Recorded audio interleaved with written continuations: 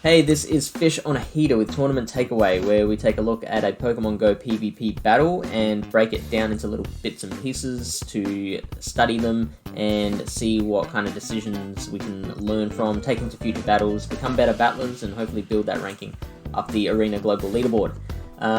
Should just give a quick mention to, I used to have a plain white background behind me. I finally ditched it. I originally had it because, like, I was in a different house and like the setup of the room meant that I couldn't get any good lighting, and no matter how I set it up. But I'm in a new place now. I decided, no need for the background anymore.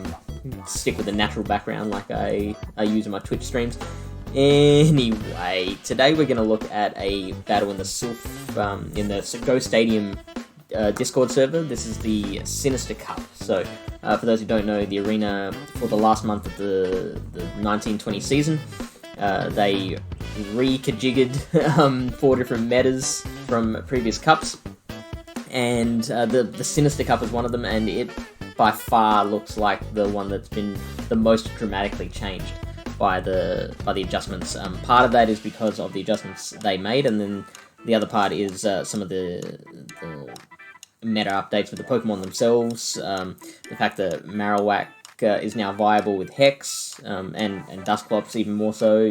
The fact that Brave Bird has been adjusted to do what it does means Honchkrow is a very interesting prospect. I don't believe Ferrothorn was in the game at all back when Sinister first came out. So yeah, really different looking meta.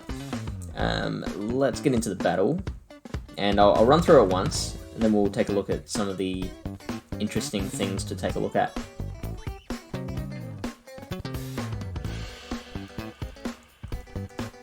So we are leading with a Primeape versus a Frostlass. Tell you what, let's just we'll pause it now and talk about some of these things, and then we'll go through some other stuff later. So with this matchup, the Frostlass versus the Primeape. Taking a look at it without thinking about it very hard, you would probably think that Frostlass wins this matchup, but Primeape obviously able to learn Night Slash, and Primeape gets to those Night Slashes a lot quicker. Well, not a lot quicker. It gets to them quicker than the Frostlass gets to its Avalanche, and especially the Shadow Ball. So, what is it? But Primeape is running Counter, Frostlass is running Powder Snow, both 2-turn moves. It takes 6 Powder Snows to get to an Avalanche, and it takes 5 counters to get to a Night Slash. Both don't want to be hit by the other one's charge move, so there's going to be some shields coming up. Now, I don't believe my opponent knew this, so he stayed in. And what I also did there was I built up 1 extra counter worth of energy before firing, because what a lot of people do, what we've covered in previous videos, is the idea of timing your switch out to catch a charge move on something that won't get hurt by it. So it was entirely possible that Matthew was just timing that switch out so that the Night Slash would fall on something else. So I waited 1 extra counter before firing, and because obviously that means 6 counters. Obviously the Frostlass has thrown 6 Powder Snows. Obviously we're getting to the charge move at the same time at that point, but Primeape has a higher attack stat, so it's going to go first anyway. So now we've both used a shield, and I'm already, 1 Night Slash, 1 counter towards the next Night Slash. So I get there before Frostlass gets to the next Avalanche. And now we're both down to 0 shields. I decide, nope, they're not going to switch out, so I just fire that Night Slash straight away and get the feint. I do get the attack buff, but obviously that Claydol comes out, it's going to get rid of me in 2 confusions. So I come out with the Dusclops. Then Matthew manages to catch the charge move, catches a Shadow Sneak on the Heracross. But this Fire Punch is gonna just burn it to a crisp. Out comes Claydol again, and it's not looking very good.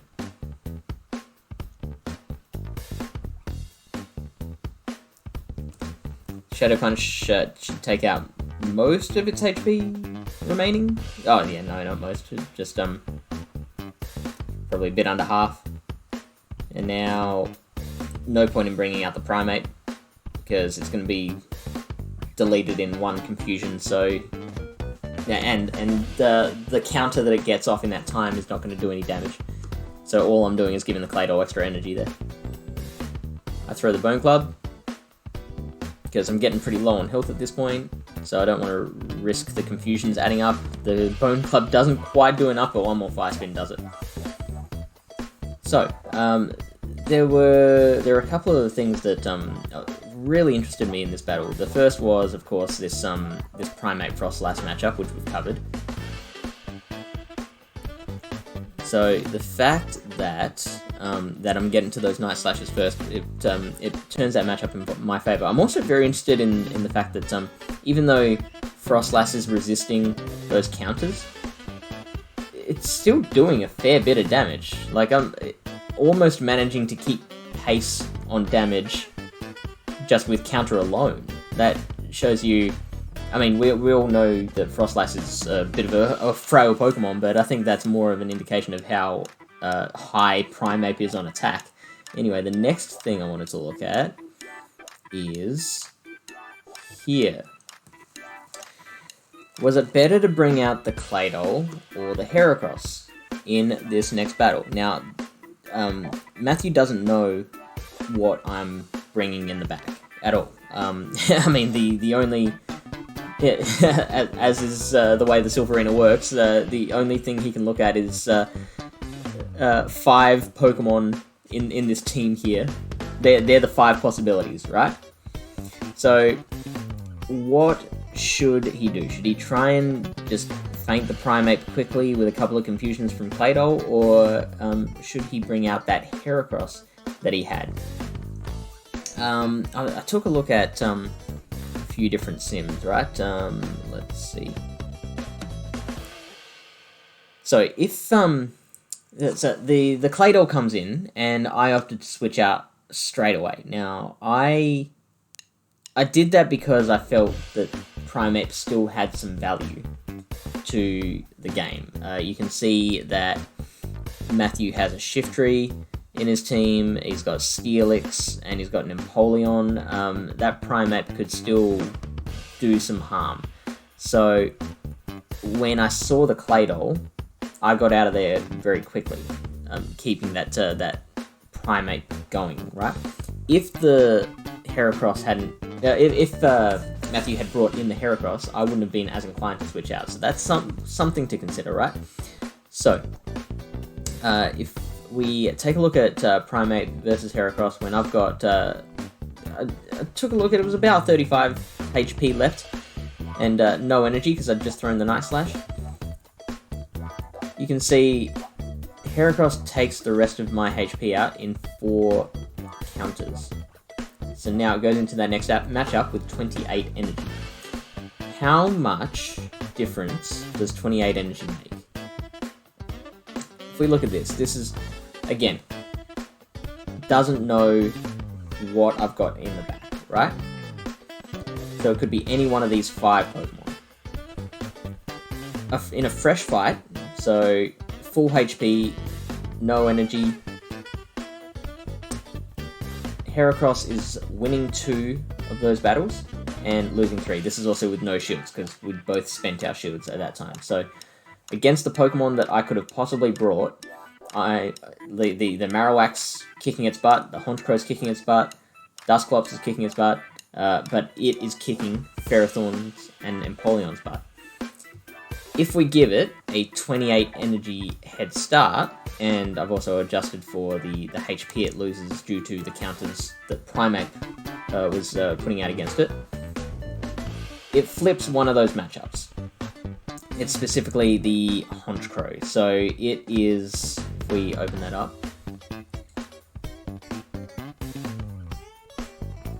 it's managing to get off the close combat before the Honchkrow can get up enough snarls for the Sky Attack, right? So having that extra energy on the Heracross is more beneficial than having it on the Claydol. And to illustrate that, I've shown the same kind of setup with Claydol. This is a fresh fight, no extra energy.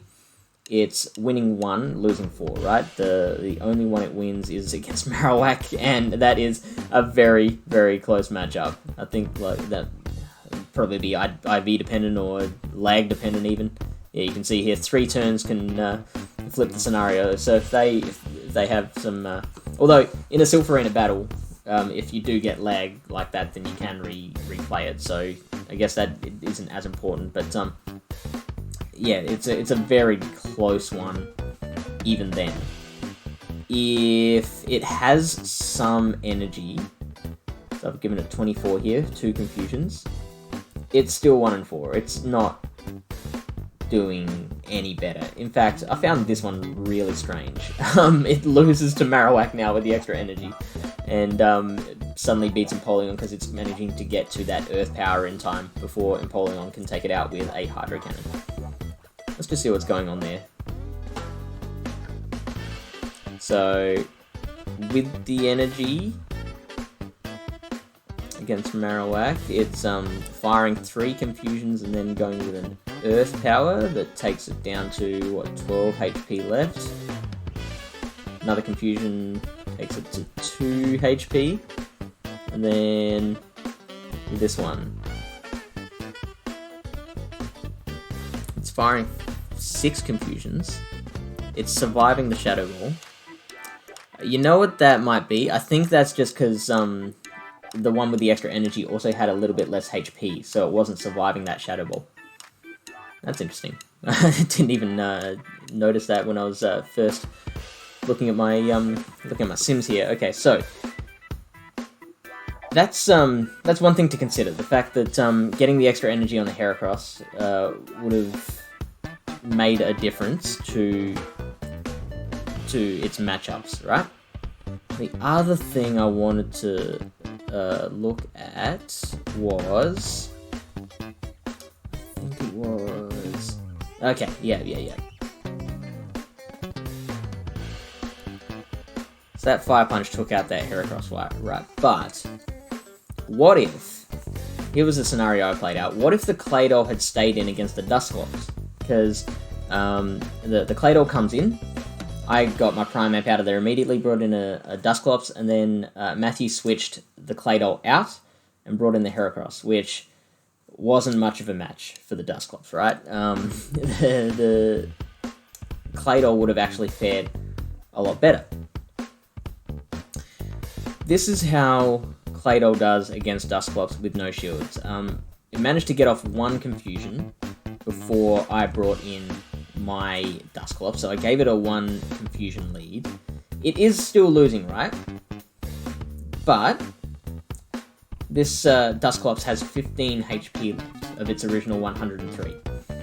We then take that Dusclops into the next battle with 15 HP and just 3 energy against a fresh Heracross, fully fresh Heracross, and it's actually surviving the Fire Punch and able to counter down to 0.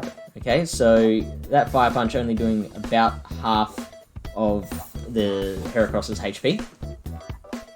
That counter, the counter can take it down, give it 56 energy to fire onto the next Pokemon. And if you check this out, if you look at the rest of my team, Ferrothorn, Honchkrow, and Empoleon, all really gonna hate getting hit by a close combat. Marowak is the only Pokemon I've got on my roster that can still come out that is not going to be scared by their extra energy, right? If you take a look, yeah. So that here we go. If we take a look at this, the Heracross versus the Ferrothorn with that energy lead, and the Ferrothorn is at full HP. The Ferrothorn gets off 1 Bullet Seed, and one close combat takes it out.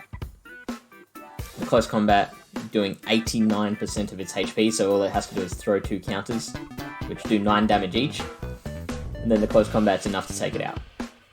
Against the... what was the next one? It was the Empoleon.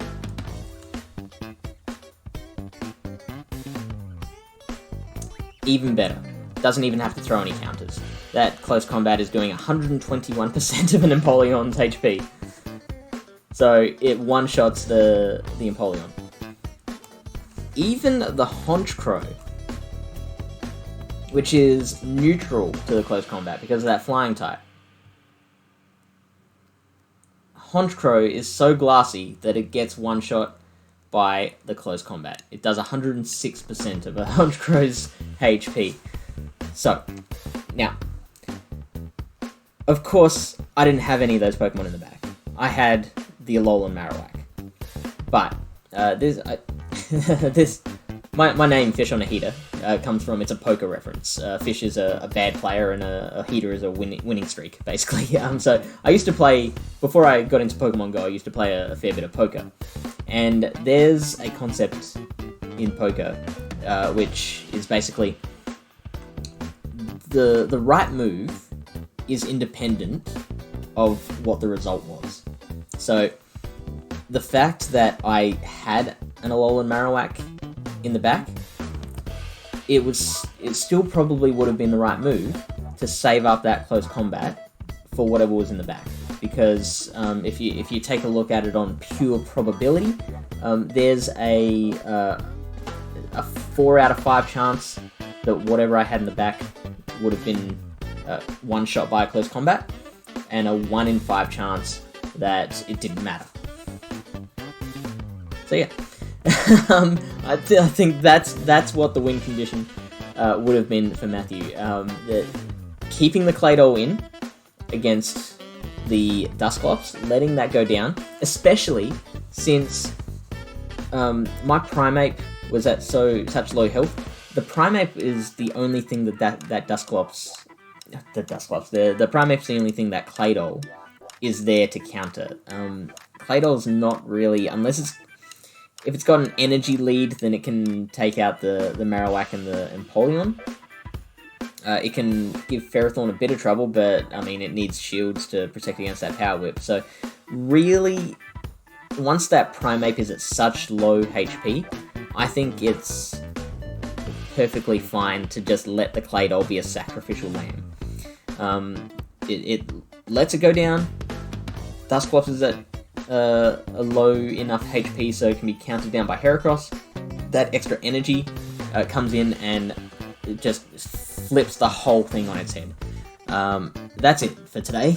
Hopefully that's something that you can take away from just learning how getting a certain amount of energy can flip enough matchups to make a difference. That'll help you build that ranking.